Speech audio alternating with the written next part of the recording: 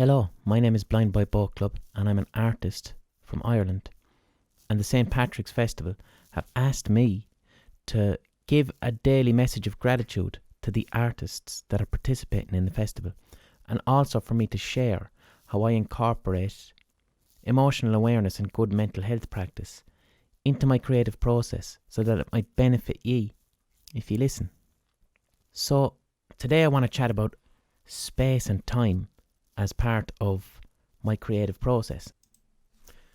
So sometimes creative ideas will come out of nowhere. They'll just arrive in your head. Inspiration when you're walking down the road or ready to go to bed or in the shower. And when that happens, that's amazing. It's fantastic, and you write the idea down. But the thing is, if you're a professional artist, you can't rely upon that approach because you don't have any control over it. I create time and space for my creativity to happen. So firstly, space. Space is entirely subjective to you. I'm here in my studio, so when I'm doing music, if I'm creating music, this is my creative space because my instruments are here. But if I'm writing a short story, then this space right here is actually not very good for me, because when I'm writing a story and trying to explore words in my head, I'll become my own distraction. I'll start making myself cups of tea, or I'll start going on the internet. So what I prefer to do pre-pandemic is to go to a coffee shop, because when I sit down in a coffee shop, I can't distract myself, because if I start getting up and walking around in a coffee shop, that's socially unacceptable behaviour. So I almost use the rules of how you should behave in a coffee shop as parameters for my creativity. So when I go to a coffee shop, take out my laptop, I actually just sit there.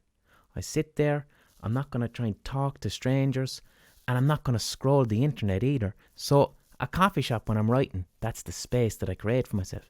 And then the time, I usually give myself, I think, 3 hours, because the first hour is going to be really frustrating.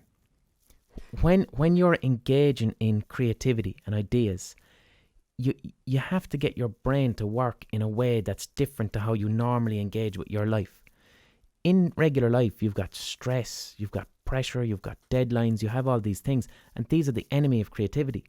So by setting apart some time, you understand that the first hour is going to be frustrating when you're trying to create, but you have to learn the skill of tolerating the anxiety of creativity not coming.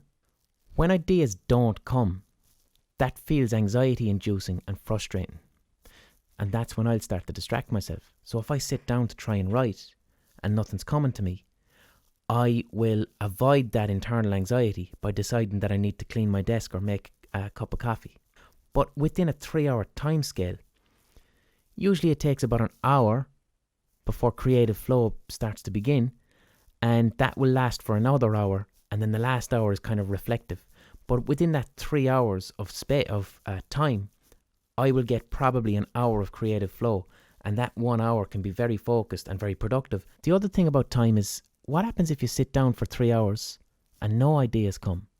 Or you can't get into the creative flow or the creative space, and you're frustrated, and you're thinking about paying bills, or you're thinking about something that's on TV, and you just don't want to work.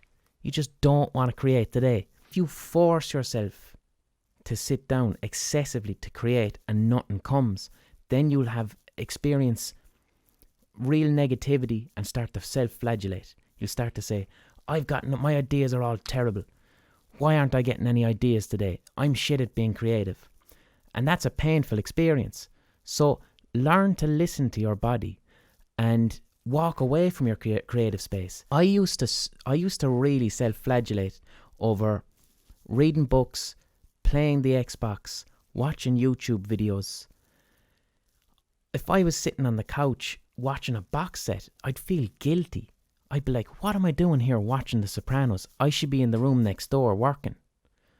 But the thing is, when you allow yourself to simply relax, when you give yourself the time to relax and consume media that you consider to be enjoyable, or do any activity that isn't creative, that gives you a sense of personal meaning and happiness and relaxes you, that's time well spent. What you're doing there is you're feeding your unconscious mind with thoughts and ideas that will bubble up when you're ready to create. So don't be too hard on yourself if today ideas aren't coming. If ideas aren't coming, then you go, Well, I'm not going to think about ideas today. I'm going to play Xbox for 4 hours. And if it's enjoyable and it gives you meaning, your brain will reward you tomorrow. You're feeding your unconscious mind. Yurt,